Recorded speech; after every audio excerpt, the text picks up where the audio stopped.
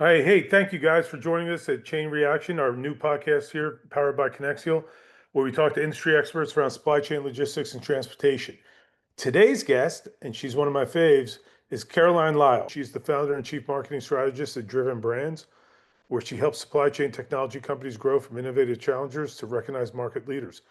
She's previously served as CMO for an industry association, but is best known for her tenure as Vice President of Marketing at Tremble, which is formerly TMW Systems, where she led international marketing efforts to help brokers, carriers, and shippers modernize through technology.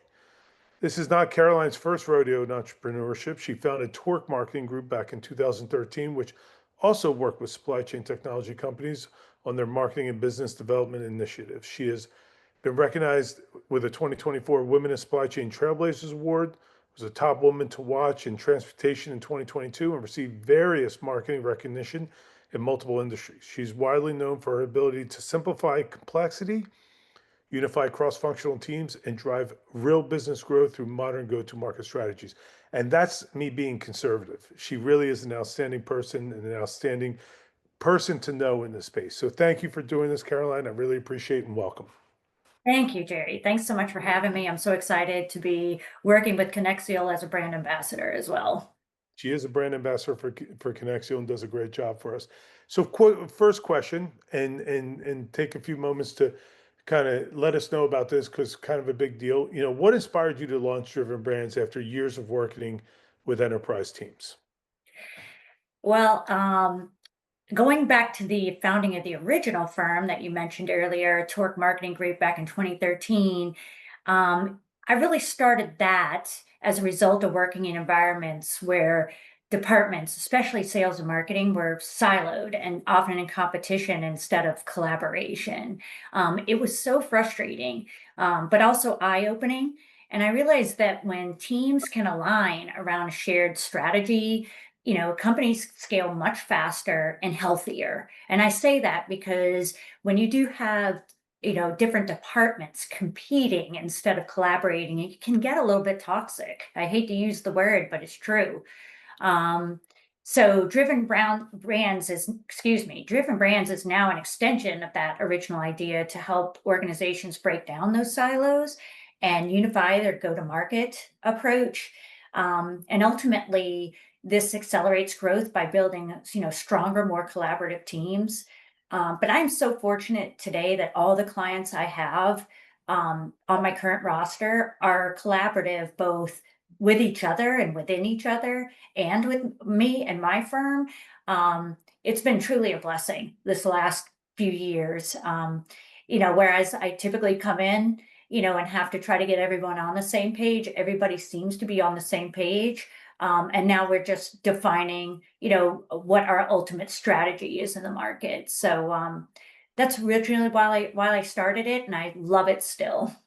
That's awesome. And like I said, from personal experience, being a brand ambassador for Conexial, I will tell you that you are outstanding at what you do. You're very thorough, detailed, and you have great guidance. And some of the questions we're going to get to in this podcast will shed some light on that. What are some of the when you see um, companies out there, what do you think some of the common messaging mistakes are that you see in supply chain and logistics marketing or tech companies marketing? Like when you see something, that you cringe at, and you're like, oh, I don't know if I would have said it that way. Like, what do you see that are mistakes out there that companies are making? Yeah, so I see this really across any technology, whether it be supply chain or otherwise. And it's easy to fall into some of these traps. Communications just have become so generic, without, miss the real pain points. I do think the supply chain tech space is getting better here, but when I look at tech overall, I still see a lot of undefined audience segmentation, sadly, but it's, something that is just so basic, but also very meaningful. Something else I love to do, I don't know that all marketers out there do this, but I would encourage it, is testing and validating your messaging with real users.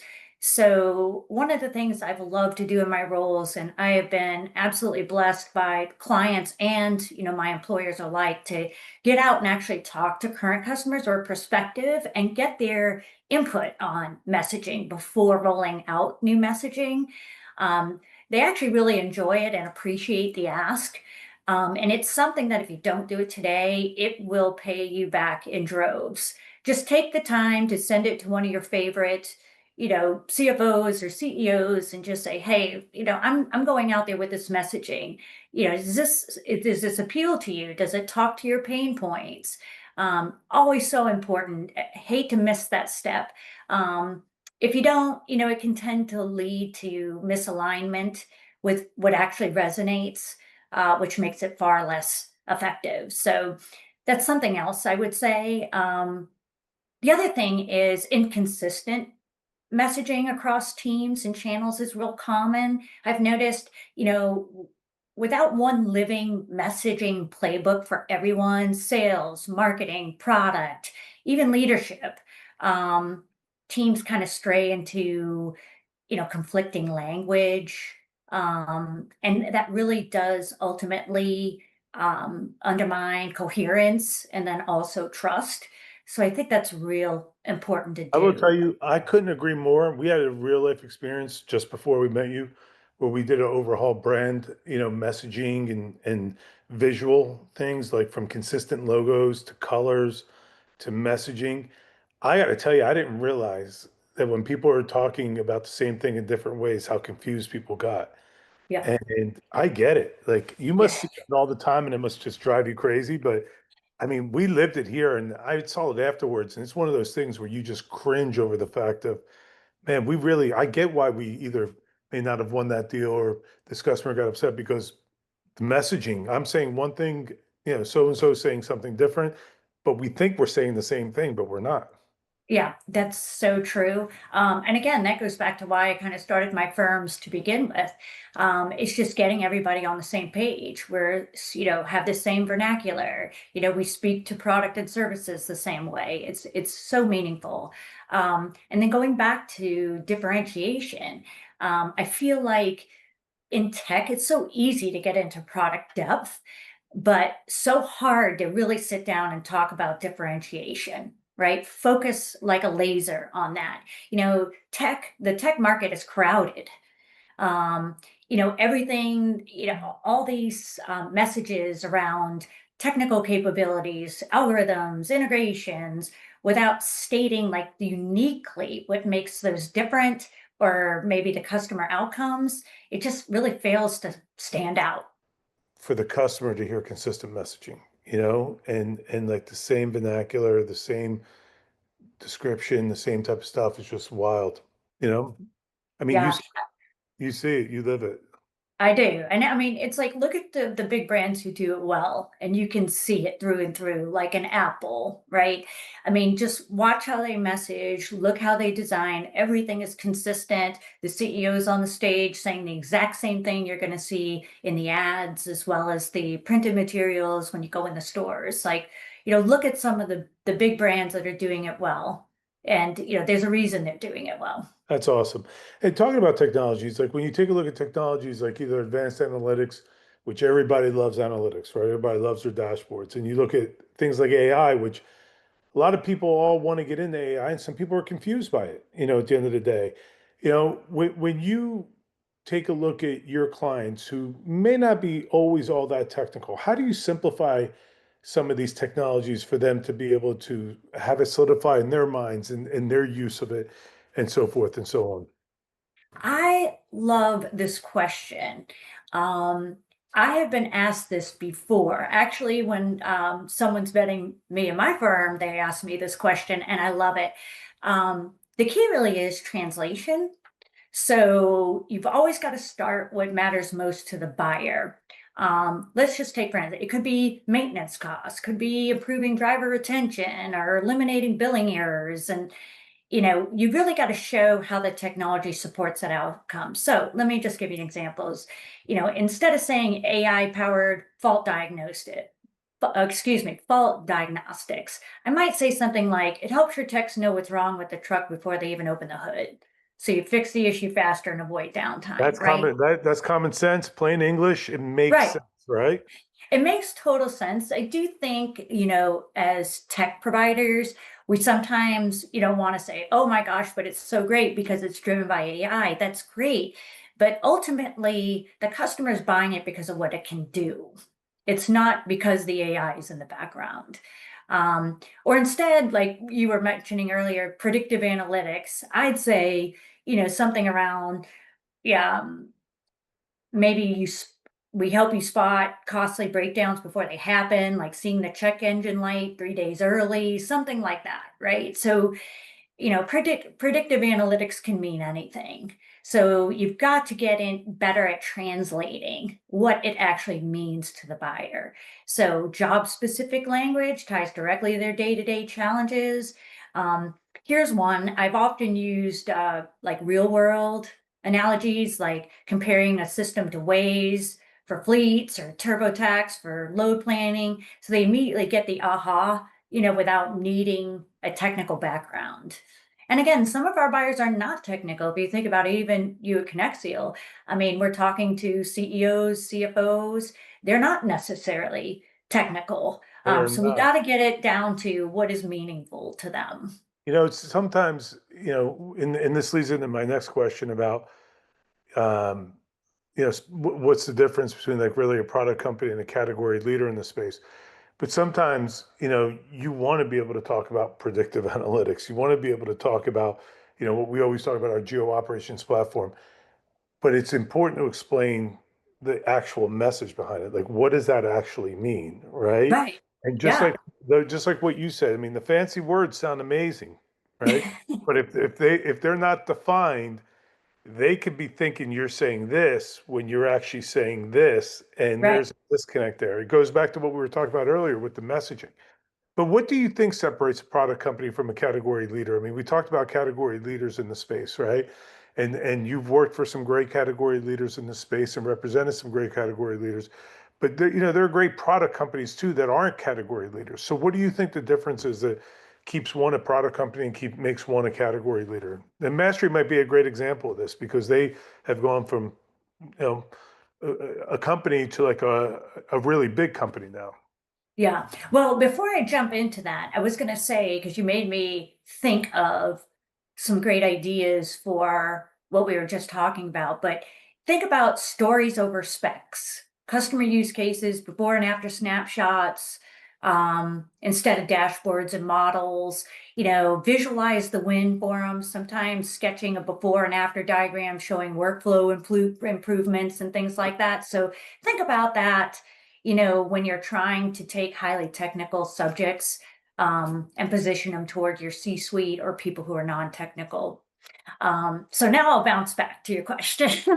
So thanks for giving me all these new ideas, Jerry. Uh, Okay, so what separates a product company from a category leader? So I would say a product company solves a problem, and a category leader defines the problem and then reshapes how the market thinks about solving it. And so, yes, Mastery is a great example of that. I know we're talking a lot about them in this segment, but we're I all just friendly happened to with see you guys Mastery. in Colorado a few weeks ago, and they were on my mind.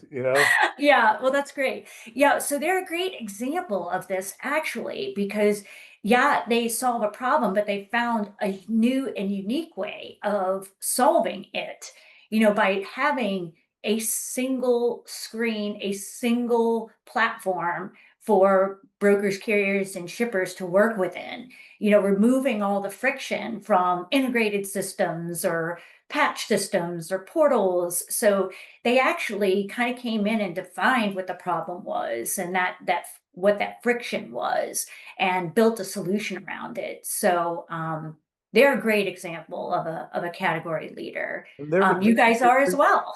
well, So I appreciate that. We try hard, but that is exactly what we talked about. They reshaped the way people look at it. There was a problem. Problem was friction, right? You have multiple different type of individuals, brokers, carriers, shippers, all have different roles, all have different problems, all have different responsibilities. And they actually created a solution that allowed them to all work in the same space, right? I mean, that to me tells me that this company saw a problem and then they reimagined the problem and now they're going to market with that solution. Yeah, totally. I mean, they went further, right? They kind of create like a new lens for the industry to view the challenges and then position themselves as like the credible solution for that. Um, so, I mean, in my mind, that's kind of what turns a TMS into the platform for enterprise logistics, right? Yeah, Or a fleet maintenance tool into the system that predicts breakdowns before they happen. So, category leaders to me do three things really consistently.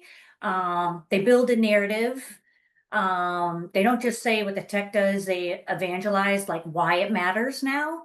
And what's broken in the old way of doing things. So Konexial has a great message around this. So does Mastery. So do some of my other clients. I love it.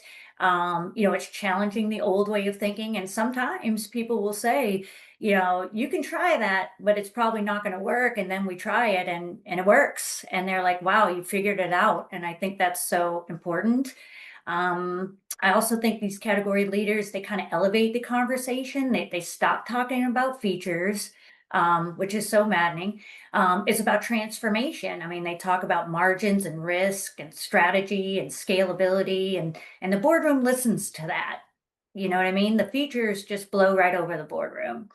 And then I guess the other thing I would say is they build a movement. Category leaders don't just sell software. They build ecosystems, partner networks, training programs, and communities that reinforce their leadership. So I think that's kind of the difference between being used and being trusted. that's a great way It's of kind of, putting it.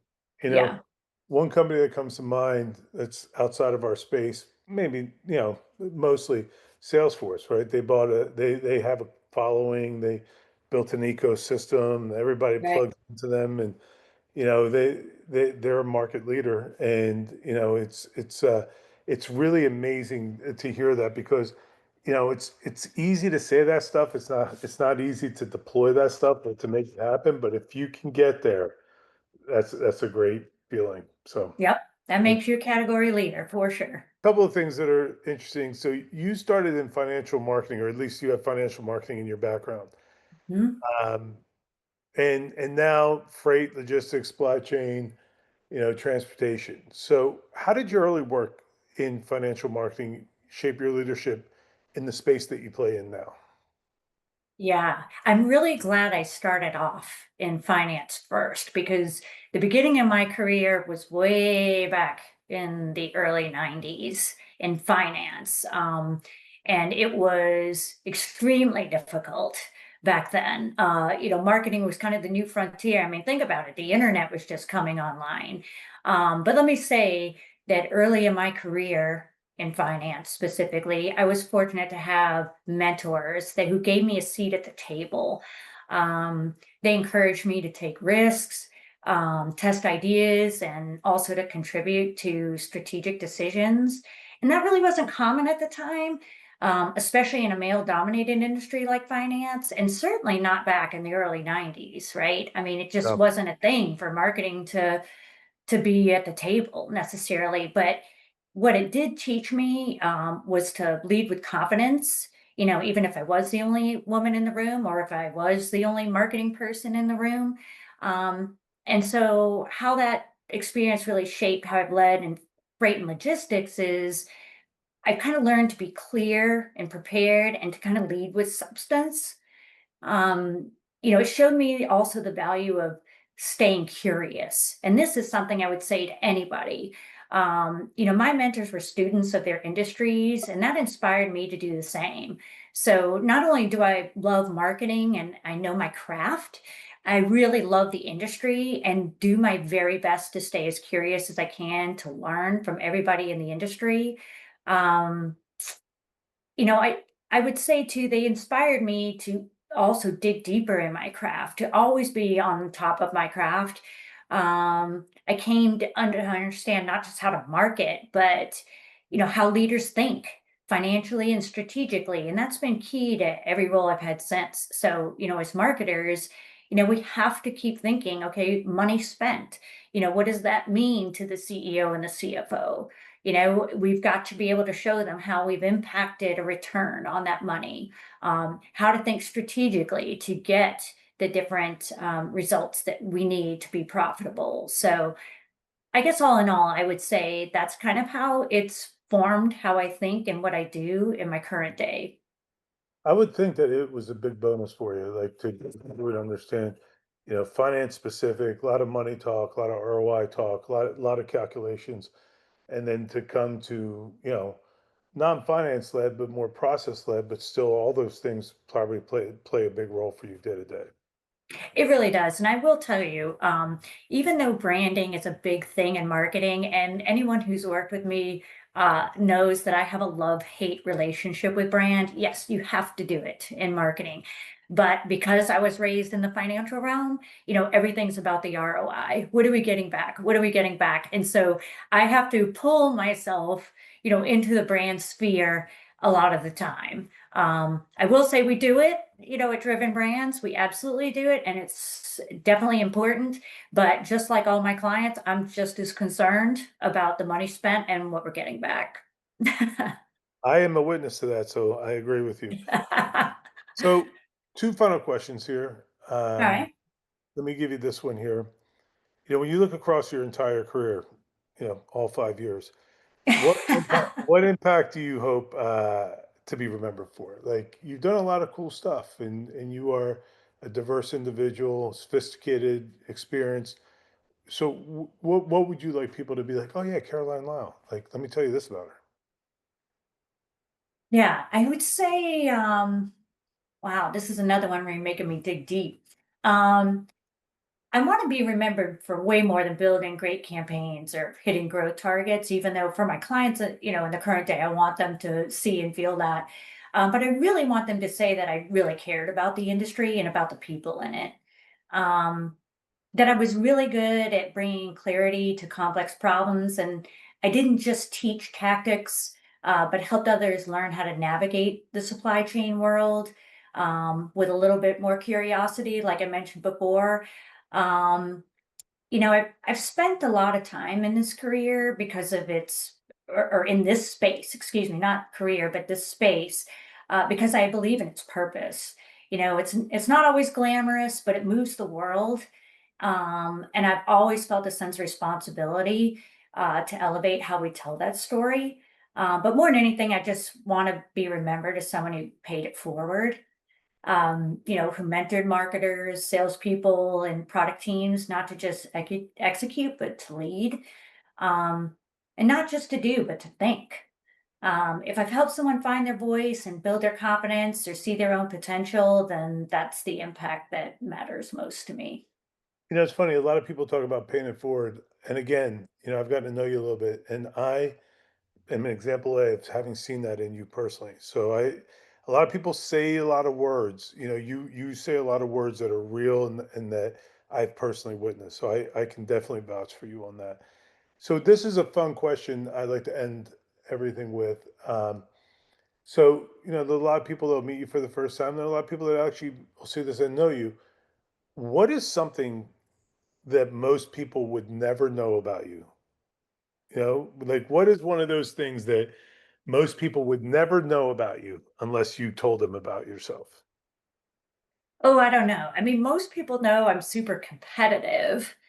Um, but what they probably don't know is I'm just as competitive in my personal life as I am in my business life.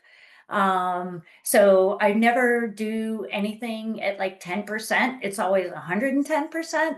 So I've competed in everything from figure skating to professional motorcycle racing to Whoa. bodybuilding to CrossFit. So, I love to surround myself with clients that are excellent and amazing at what they do, and I expect it of myself. So that's probably something they don't know. I'm just as competitive and curious in my personal life. Um, I'm a big reader too. People think that I don't read because they don't know how I have time to, but I'm always trying to learn something new, and be competitive in that in some way. Don't know why. I guess my dad was a professional baseball player and drove it into me. But that's the only reason I can think. My parents have said I've been like this since day one. So Yeah, here I am. that's awesome, man. That's awesome. So, just to close this out a little bit here, and just to sum some things up. So, Caroline, your career spanned multiple industries, different business models, and transformational moments. But the through line, it's been really clear. You build strategies, you align teams, you deliver messages that cut through noise. Again, personal experience. I know that as a fact. And you move companies from intention to impact, whether driving triple-digit pipeline growth, launching first-to-market products, or modernizing, how a centuries-old industry talks about innovation. You've helped redefine what strategic marketing means in supply chain. And this conversation, really, for anybody listening, should be a reminder that great technology only matters if it's understood, adopted, and trusted. And that starts with leadership like yours. How can people find you if they're looking to bounce ideas off of you, talk to you, reach out to you? What would be the easiest way for people to find you? Yeah, I mean, feel free to hit me up on LinkedIn. I'm sure you all are on LinkedIn. Send me a DM there or just send a connection request. You can visit my website, which is actually driven-brands.com, not driven brands, all one word.com. So driven-brands.com. Or feel free to call me. I'm more than happy to talk to anybody. My number is on my LinkedIn profile. Call anytime. I'm happy to talk to anybody. That's awesome. I really appreciate you doing this, and continued success. You're a spectacular person. And for everybody listening or watching, I mean, get to know Caroline. She's a really good person. Thank you, Caroline. Thank you so much, Jerry. Had a great day with you.